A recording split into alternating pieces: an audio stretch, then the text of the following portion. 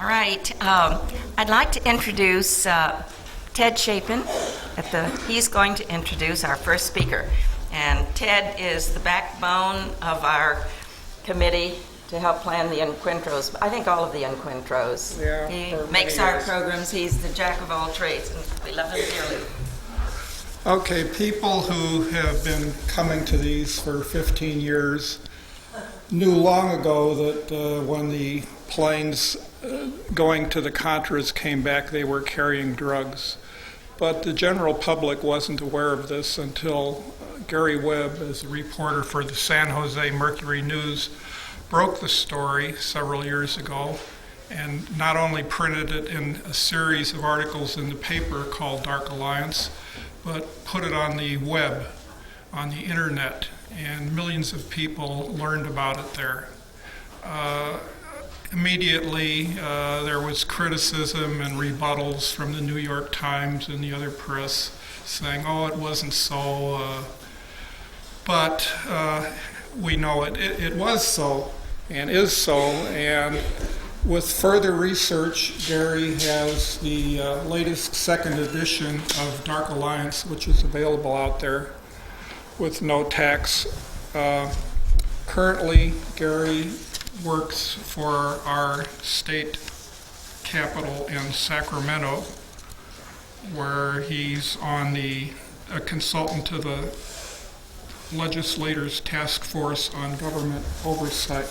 So please welcome Gary Webb.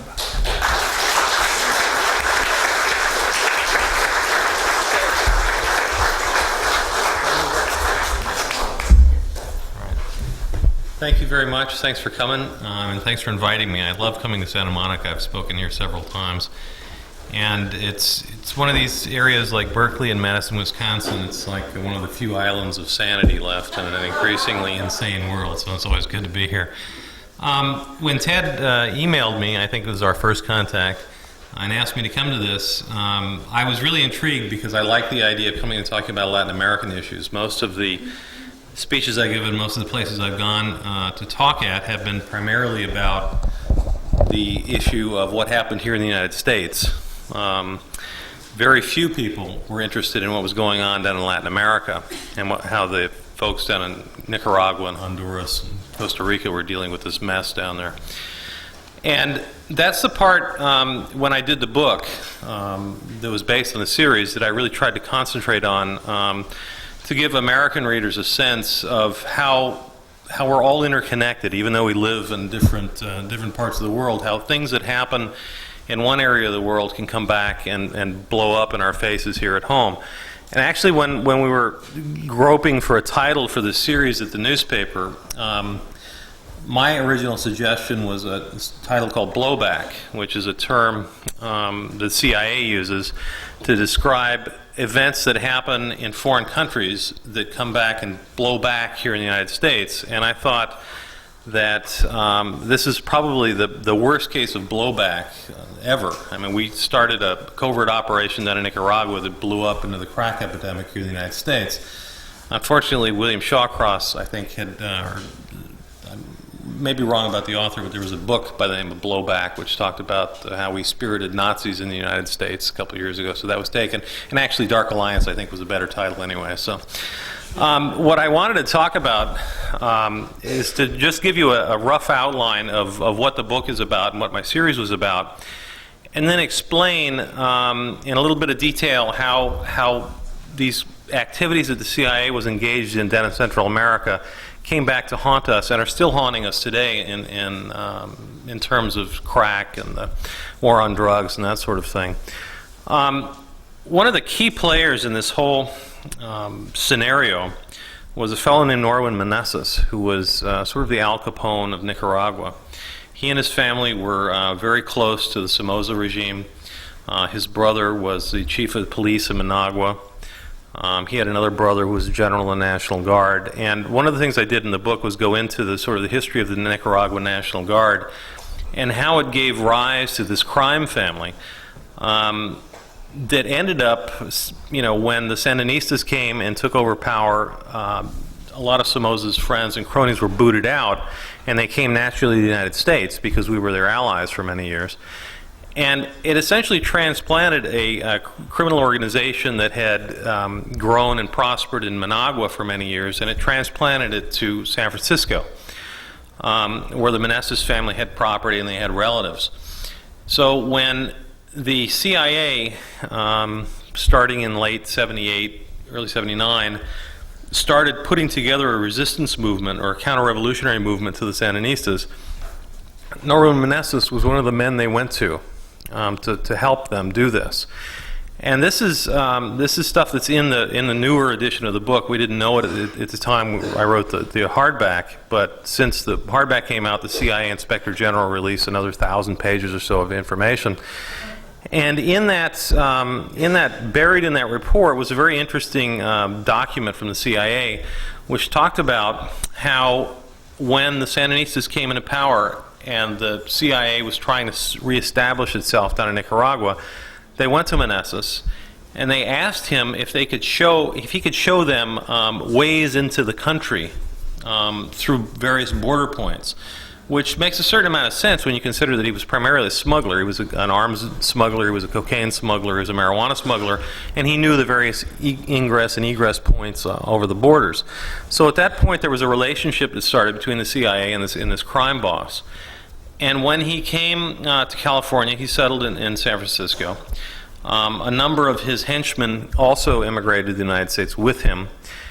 And one of the unanswered questions, frankly, is how they managed to get into this country. All of them, or just about all of them, had extensive criminal records.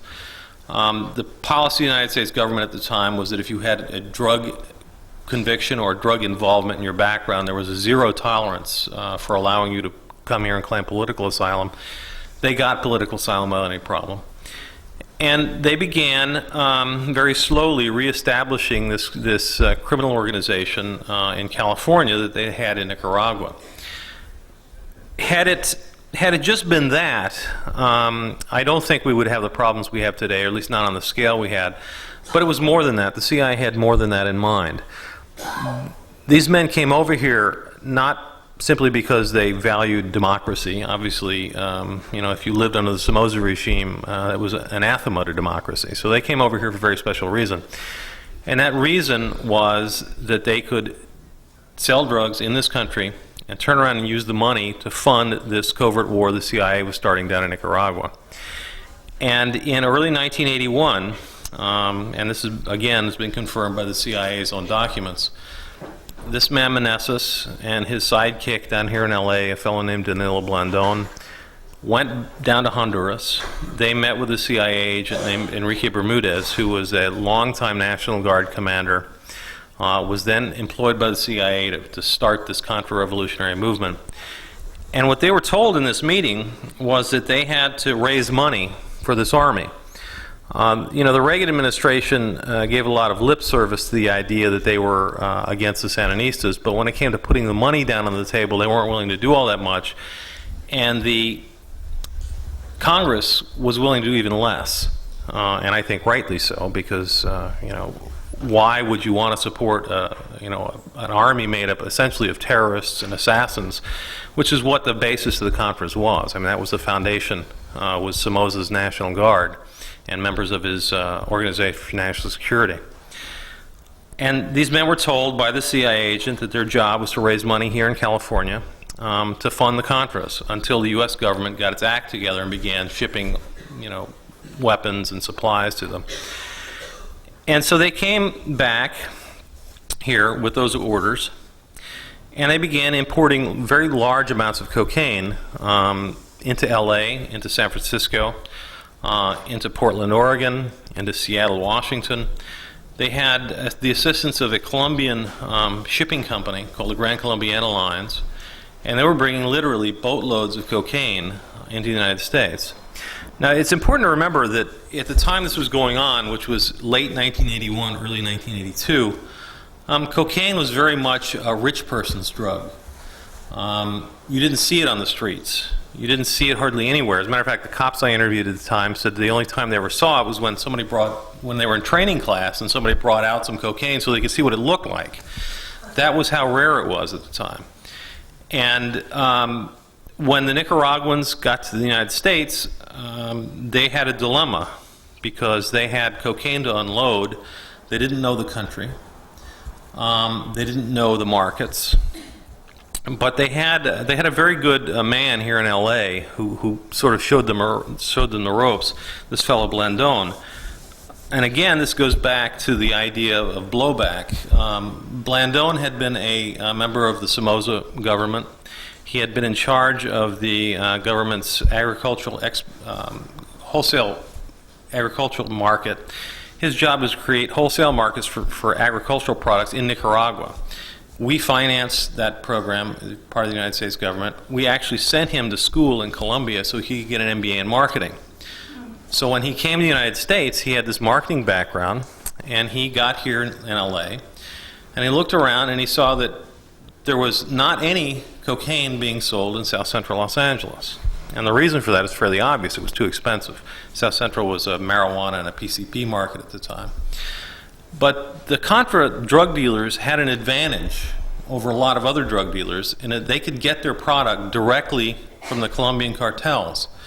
One thing I learned doing this book is that the cocaine business is very much like any other business, like the automobile industry, for instance. The closer you get to the factory, the cheaper your price gets. And it's like buying cars directly from the Ford factory. They were buying their cocaine directly from the cocaine factory, so they had no middlemen they had to share the cost with. The other thing, and the one thing that I learned from talking to cocaine dealers, is that transportation costs are the biggest part of the reason that cocaine costs next to nothing in Central America and costs a lot here in the United States. It's all transportation. And they had that problem solved.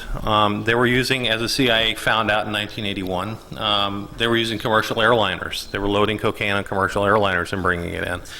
They were loading it on these Colombian freighters and bringing it in.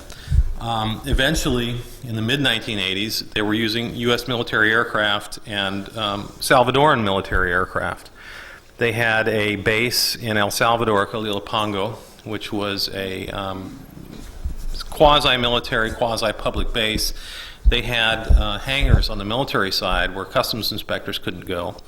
These hangars were owned, as the Iran-Contra prosecutor found out, by the National Security Council and by the CIA. They were hangars 4 and 5. And this is, I mean, it's funny when you think about it, but this is all very well documented. One of the things in the CIA report just recently was the idea that there were cables and counter cables and that sort of thing from the CIA in El Salvador to the CIA in Washington, complaining about the activities of a DEA agent in El Salvador who was snooping around on Ilopango because he was investigating rumors that the Contras were dealing drugs out of these 2 hangars. And the CIA cables showed that they contacted the Drug Enforcement Administration and told them to pull this agent off. That they assured them there was nothing illegal going on in these hangars. There was no reason for DEA agents to be snooping around. And when he refused, he was accused of malfeasance and investigated and booted out of El Salvador. He's also written a book called Powder Burns. This fellow is Celerino Castillo, who I found to be a very credible source.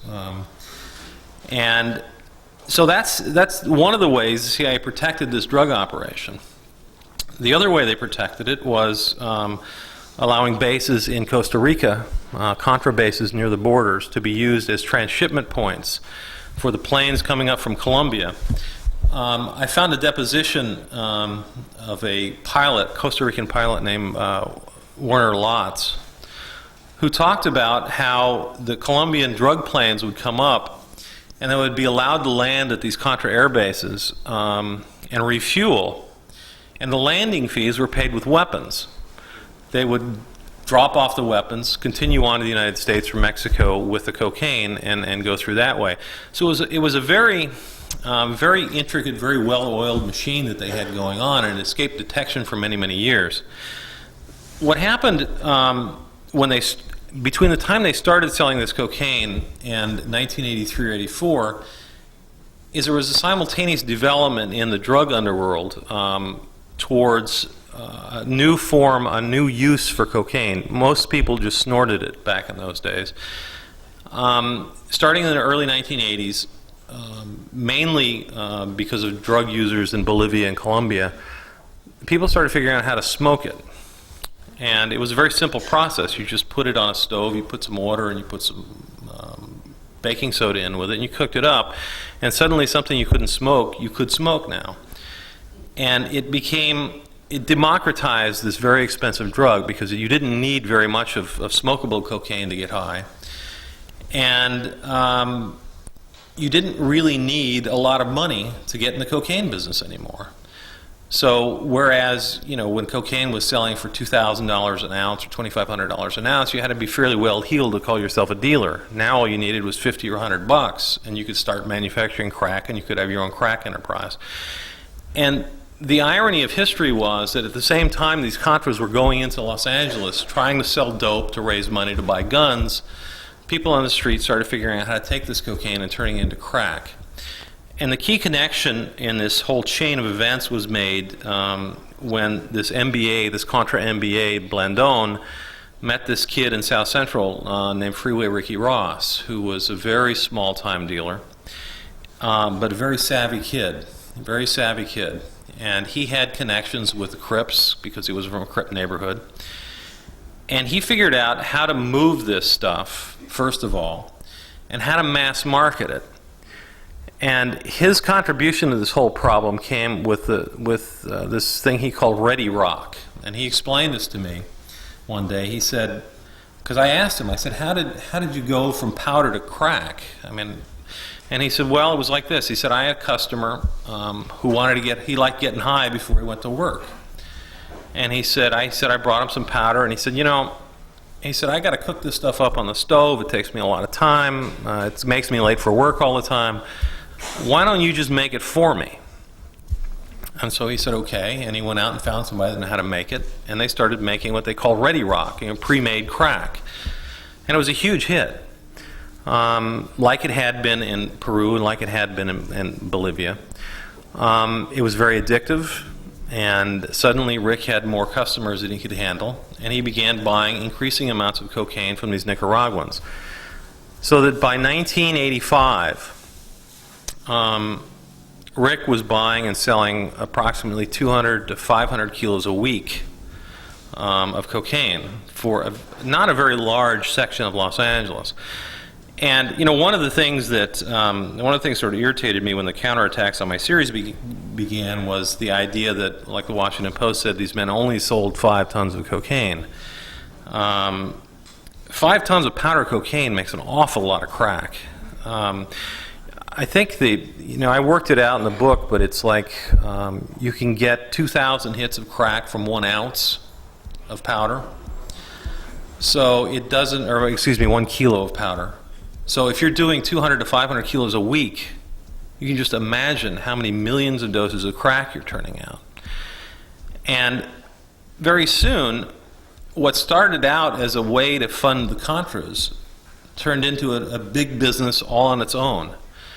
And Rick Ross was selling cocaine, just enormous quantities of it, not only in Los Angeles, but by 1986, there were so many crack dealers in South Central that the more enterprising ones began going out of town to find cities where there was no crack market. So they could set up their own crack market. And they started going to Bakersfield, and they started going to Fresno, and they started going everywhere. The cops in Seattle were finding Rick Ross's people up there selling it. They were finding them in East St. Louis. They were finding them in Atlanta. And it was primarily through his connections with the Crips and later the Bloods that this market spread. And it spread primarily from black neighborhood to black neighborhood because the dealers were black. This was one of the things that I could never get an answer to when I went and I was researching this, was why it bypassed like white neighborhoods and why it bypassed Hispanic neighborhoods, and why it was primarily concentrated in African American neighborhoods. And the answer was because of the cultural and ethnic lines of the dealers themselves. When they moved from city to city, they didn't go to neighborhoods where they stuck out like a sore thumb. They knew people in other African American neighborhoods. They set up shop there. And the thing is that, like Rick said, he said, we never went out of our neighborhood. He said, unlike a lot of other drugs, we didn't go elsewhere. He said, if people wanted crack, they came to us.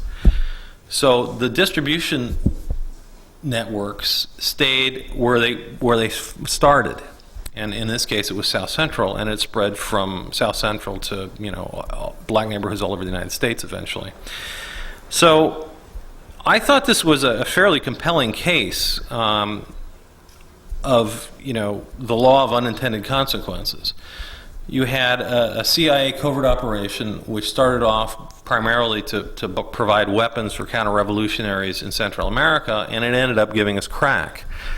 And when I laid this story out in the pages of the Mercury News, it was like I shouted fire in a crowded theater. It was the idea was horrendous to a lot of people that the U.S. government could have had a hand in this crack problem, which I think was really the bottom line of my story, was that it wasn't just people in South Central that had the problem. We all had this problem. And I'm not saying crack wouldn't have gotten here eventually, because it would have. What I think this created was a way that accelerated this problem beyond anything that any individual drug dealer could have done or any individual drug organization could have done, because you can't bring in plane loads of cocaine unnoticed. You had to have the support and the acquiescence of the government to get that much cocaine into this country and not get caught. And on the occasions where these dealers did get caught, as the CIA has admitted, they came to the rescue. There was a very famous case in San Francisco that I wrote about in the book called the Frogman case. And this was back when they were using the Colombian freighters to bring this stuff in. The FBI found out about it. The FBI busted the ship. And they seized 400 pounds of cocaine, which at the time was the biggest drug seizure in California history. And they also seized $36,000 from the nightstand of one of the traffickers. And they said they were going to use it and introduce it as evidence of drug trafficking. Well, when the U.S. Attorney's Office proceeded to court with this idea that this $36,000 was drug money, the judge in this case got a letter from Costa Rica, from two Contra officials in Costa Rica saying, well, it may look like drug money, but it's not. It's political money, and it's ours, and we want it back. And, I think most people would say, oh, yeah, right. In this case, the Justice Department said, okay, here's your money back. Now, the San Francisco Examiner wrote a story about this very queer arrangement, that drug dealers getting $36,000 back with the assistance of the U.S. government. And he was denounced by the Justice Department as a conspiracy theorist, and he was denounced by the U.S. Attorney's Office as a fabricator. And 15 years later now, we know the truth, thanks to the CIA's Inspector General report, which said that the CIA, once they learned that this money had been seized, they sent their general counsel, a fellow named Lee Strickland, to San Francisco, and they had a meeting with the U.S. Attorney's Office there, and they persuaded them that it would be a very bad idea to introduce this drug money as evidence because of these letters from the Contras that they wanted the money back. So they turned around and they gave the money back to the drug trafficker. And then they wrote, and you gotta admire these guys for their nerve, and they wrote a bunch of cables to each other saying, boy, we sure dodged a bullet on that one. Boy, if the American public ever found out about this, we'd be dead. And these memos were written by a fellow named Lee Sporkin, who's now a federal judge. He was general counsel for the CIA at the time. And Sporkin was very candid, and he said, this really calls into question the kind of people we're supporting down in Central America. And his memo said that if the American public found out about this, this could have a disastrous impact on our program down in Central America. Well, the American public didn't find out about it. I mean, the secret held for 15 years. And when I wrote about it, it was denounced again as some sort of crazy conspiracy theory that some goofball reporter dreamed up to sell newspapers. The other thing that came out recently in the CIA reports was the fact that the CIA knew about this, and they knew about this drug trafficking before they even adopted the Contras as their surrogates. When the Reagan administration finally funded the Contras, it didn't come until the end of 1981. But now we know, thanks to the CIA report, that as early as July of 1981, the agency was aware that the Contras were dealing cocaine, they were bringing it into commercial airliners into Miami, and that they had done this as a trial run because they had made a decision to support the cause through the drug sales. And this is all there in black and white. It's on the web if you want to read it. The CIA's website has this document up there. And while you're at the CIA's website, check out the CIA's webpage for kids because it's really great. You really like it. So the CIA knew prior to asking the Reagan administration to adopt these fellows that they were supporting drug traffickers. They also knew they were supporting murderers because they were talking about how they were killing people in Guatemala and doing kidnappings and hired killings to support themselves until the U.S. government came through with the money to fund the revolution down there. So, I mean, that's really the sort of nutshell version of this long continuum of events, and I'll get to you in a second.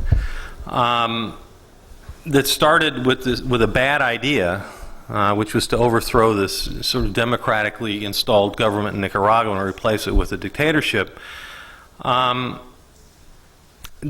we're still paying for this decision today. I mean, you've got crack laws that came about, and I get into this in the book, this chain reaction that it set off when suddenly the media discovered that there were armed black gangs running around with AK-47s and selling crack, et cetera, et cetera. Now we've got a national problem on our hands. Congress passed the mandatory minimum sentencing laws, and people who are selling ounces of crack today are going to jail for 20 and 30 years. And I talked to one of the crack dealers who I got to know when I was working on this book, called me from prison the other day, and even he was outraged at the sentences that he said these kids are coming in the doors with. He said, look, he said, I was caught with 100 kilos of powder, and he said, I'm doing 18 months. And he said, these kids are in here selling ounces, and they're doing 20 and 30 years. And he said, something's not right. So this is the situation we're dealing with. When the U.S. Sentencing Commission tried to change the crack laws and the crack sentencing laws, and I got into this a little bit in the book, in its history, every recommendation of the U.S. Sentencing Commission had been unanimously adopted by Congress and allowed to become law. I mean, this is not a radical organization. These are federal prosecutors, these are federal judges. They said the cocaine sentencing laws are inequitable. They're resulting in racial disparities. They're resulting in, like here in Los Angeles, 90% of the people who go to jail for cocaine or crack trafficking are African American. And they recommended that the laws be changed. Our brave President Clinton said, oh no, I'm not touching this. Congress said, oh no, we're not touching this. And it was the first, and I believe still the only, recommendation of the U.S. Sentencing Commission not to be adopted. So you've got a situation where the drug war rages on. People, and mostly African Americans, are going to jail in droves for dozens and dozens of years, and nobody wants to do anything about it because they don't want to be perceived as soft on crime, they don't want to be perceived as soft on drugs. The one, I think, good development that's come out of all of this, other than the fact that the story got out and got wider circulation than it ever had before, was the fact that there's been a class action suit filed both in LA and in Oakland against the CIA and the Justice Department by some parents of crack victims. And I think there was a pamphlet the Crack the CIA Coalition was passing out earlier. I think the Oakland City Council endorsed this class action suit not too long ago.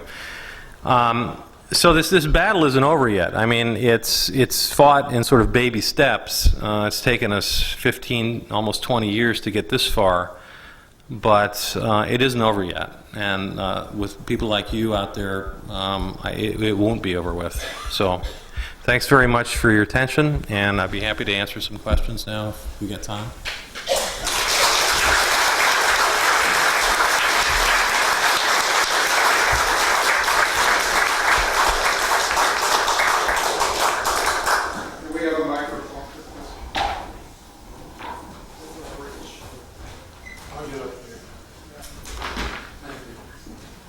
Yes, apparently the CIA has been supported by the government regularly every year for doing covert actions all over the world, which a lot of people may not know about. where they go into a village and kill people and do whatever they damn please.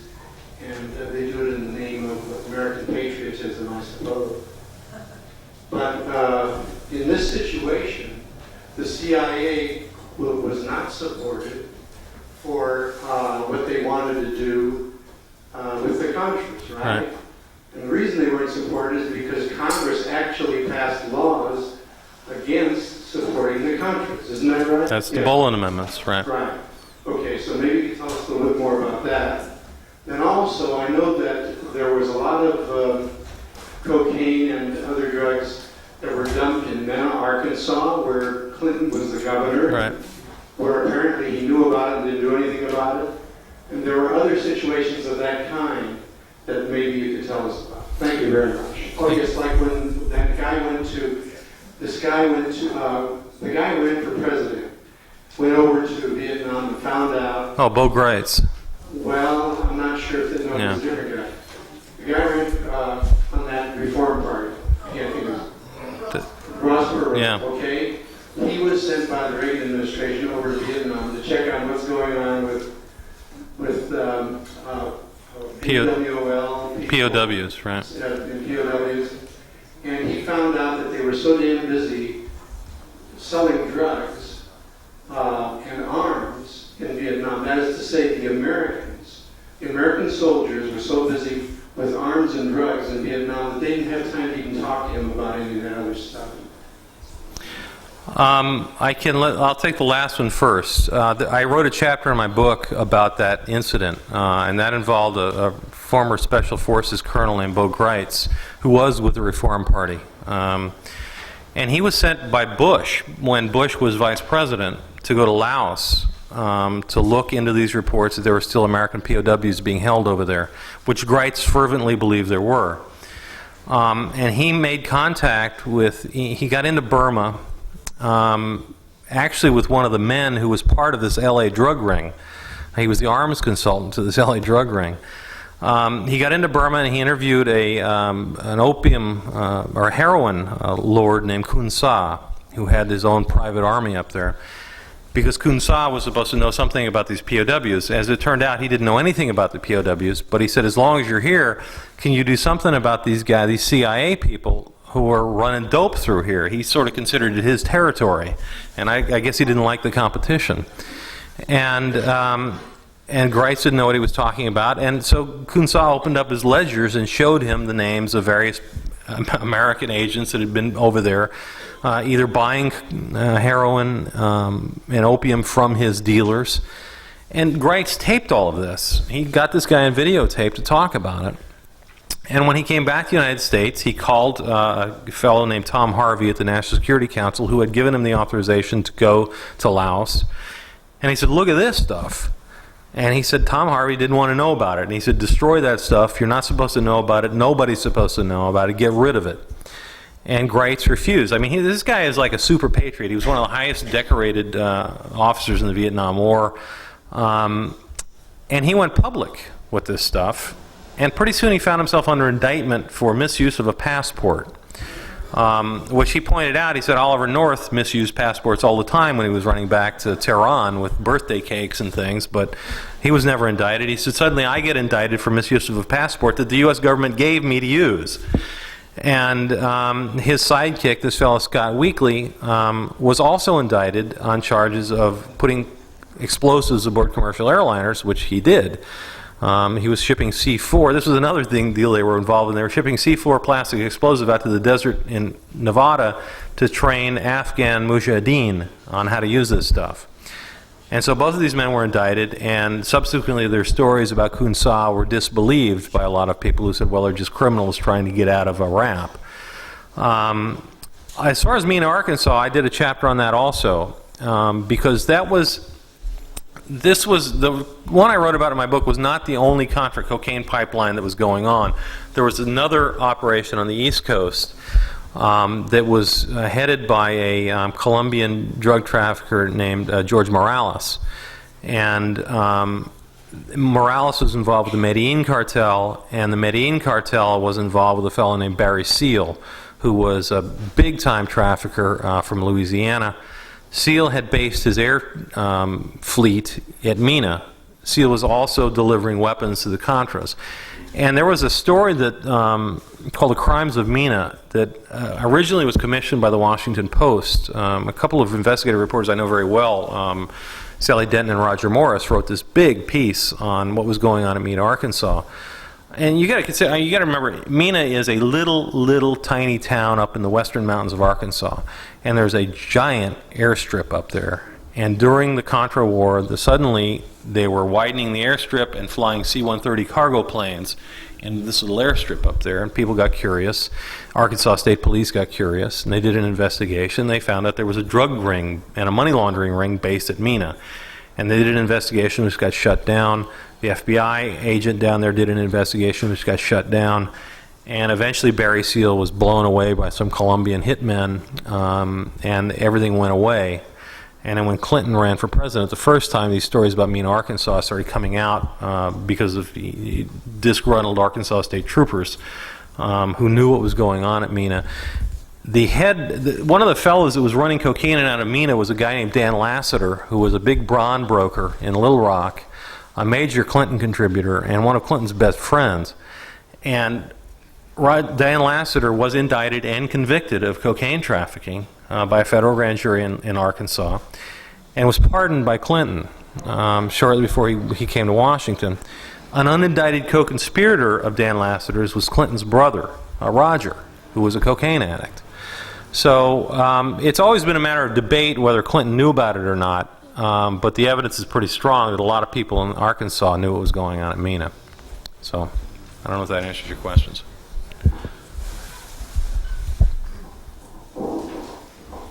Within the shame of living in Santa Barbara, we had a very strong movement. Right.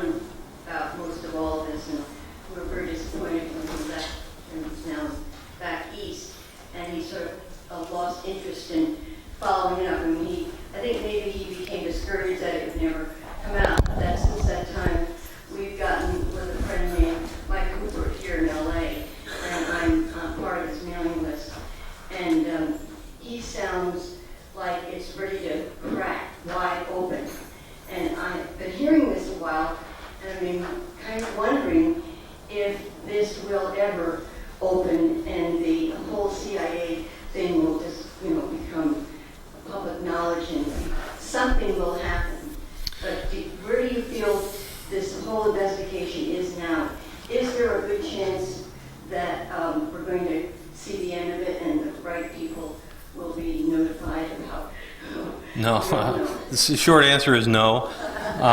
There were supposed to be congressional hearings, and I've read Rupert's newsletter, and he talks about these House Intelligence Committee hearings.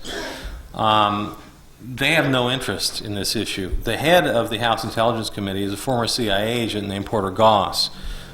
He is the last person in Washington I would expect to be interested in exposing CIA crimes. So that's one problem. The other problem is the Washington Press Corps doesn't believe this story. The Washington Press Corps thinks this is all nonsense. It's all made up. Even after the New York Times puts on its front page the fact that the CIA has admitted it was working with not 3 drug dealers like I wrote, but 52 or 53 of them. It's the first time I've ever seen, and I was a newspaper reporter for 19 years, first time I've ever seen a New York Times exclusive, front page exclusive, that nobody followed up on. Usually if something appears on the New York Times front page, it's all over the rest of the media the next day. This story was on the front page of the New York Times. Nobody picked up on it. It wasn't on the nightly news. It wasn't on anything. Why, you ask? Well, because the media made a big mistake, first of all. When these stories started coming out in the mid-1980s, they trashed them. They said it's not true. It's all Sandinista sympathizers saying this. It's all drug dealers saying this. And so they sort of made the historical record then that this was not a story. When my story came along 10 years later and said, oh no, it was a story, and it was an even bigger story than any of us imagined, they were faced with a dilemma. And they assigned the same reporters who had trashed the story in the 1980s to go back and write this story.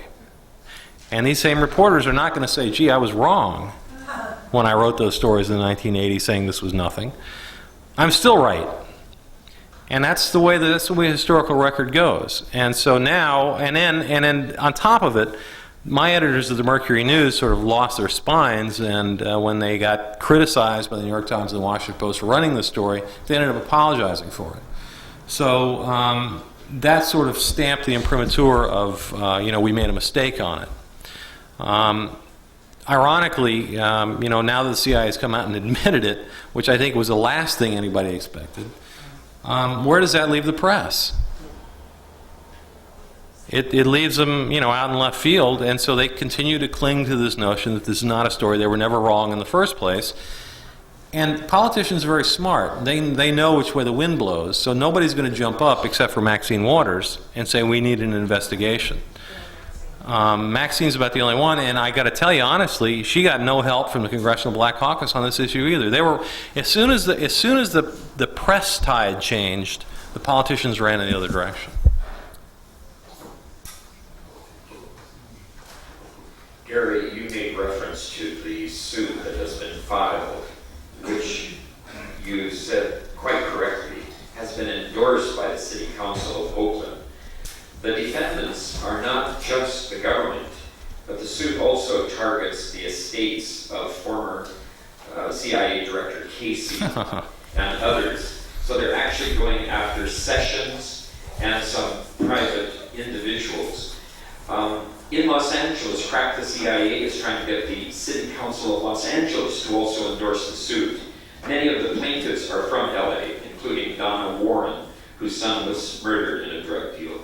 My question is, what do you believe that lawsuit has the potential of cracking this open, if you'll pardon the pun, cracking this open and revealing the role of individuals in the government as well as the government? And I might conclude by saying if people are interested in pressuring the City Council of LA to endorse the lawsuit, as the Oakland City Council has done, they can visit our CISPA's table because we're working in Crack the CIA. I'm wondering what your appraisal of that lawsuit is.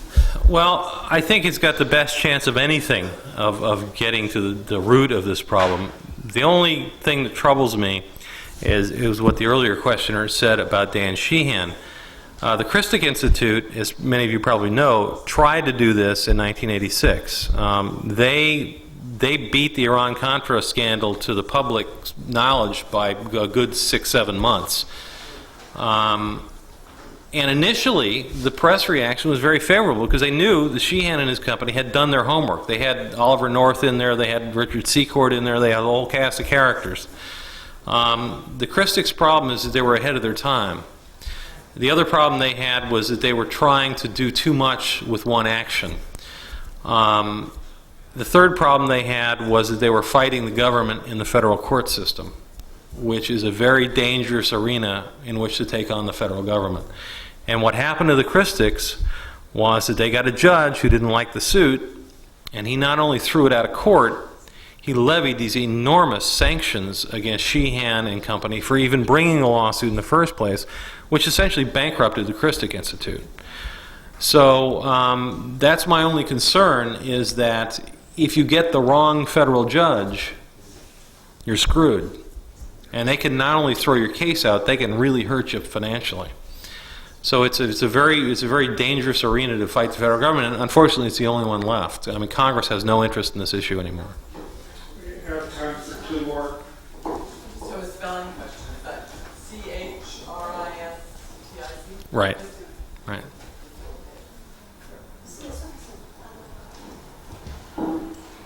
Yo como latina, en primer lugar quiero agradecer la fuerza que usted tuvo para denunciar a la CIA.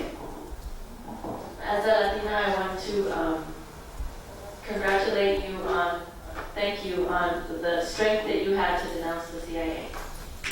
Thanks.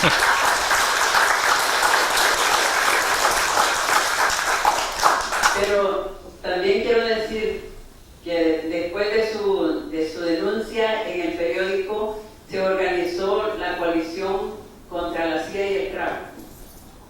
But I also want to say that after your story came out in the papers, the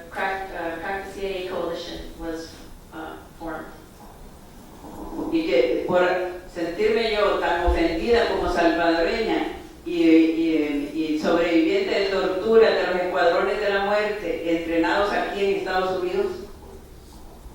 As offended as I was being a Salvadoran woman tortured in my country because of agents from the U.S., me sentí como obligada a participar, pero sí pienso de que ha habido poca participación del pueblo de Estados Unidos contra la CIA, que debieran de estar bien organizados porque es algo terrible que está haciendo contra nuestros pueblos pobres. and as obligated as I felt to participate in this and do something about it, I noticed that the North American public hasn't come out and hasn't denounced what has been going on. Y quiero decir también que como latina agradezco a la congresista Maxi Webb, que ha sido una de las que se ha preocupado y lo llevó también hasta el Congreso.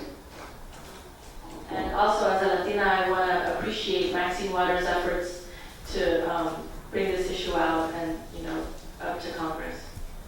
Mi pregunta es, ¿por qué el pueblo de Estados Unidos no se organiza contra la CIA y el CRAO?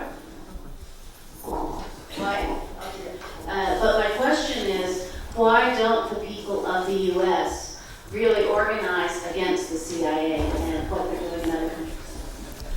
Well, the answer to that is, for the most part, the people of the United States don't know what the CIA is doing in other countries because the news media doesn't tell them. And secondly, the news media, people get their information from the press, like it or not, from the media, and the media does not take on the CIA in this country. They do in France, they do in England, they do in Germany, they don't do it here in the United States. And I think the reason is because of what happens to reporters that do.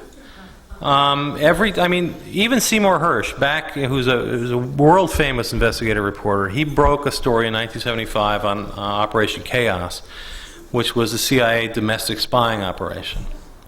I read a book called Challenging the Secret Government, and it was about Hersh's investigation and was about the Pike Committee and the church committees that tried to take the CIA on back in the 70s. And the amazing thing was, the newspapers went after Hersh and they went after the congressional committees to stop them from investigating the agency. Now, a lot of the things that were written about Hersh and about the congressional committees sort of leaped off the pages at me. It was almost word for word some of the stuff that's being written about me. So I think there's a very strong block in the media that is very protective of the CIA, and particularly the national security reporters in Washington. Walter Pincus of the Washington Post is an excellent example. This man used to work for the CIA, and now he covers the CIA for the Washington Post. So what kind of coverage do you think he's going to give them? He's not going to be critical. By and large, the news media in this country is not critical of the CIA, and I think people are just scared of it. First of all, it's hard to cover. It's a very secretive agency, but you can do stories about them. They do them overseas all the time. I don't think American reporters are encouraged to do it, and in fact are discouraged from doing it. That's my answer. Terry, thank you very much. We've got about a few minutes if you want to stand up and stretch. Thanks a lot.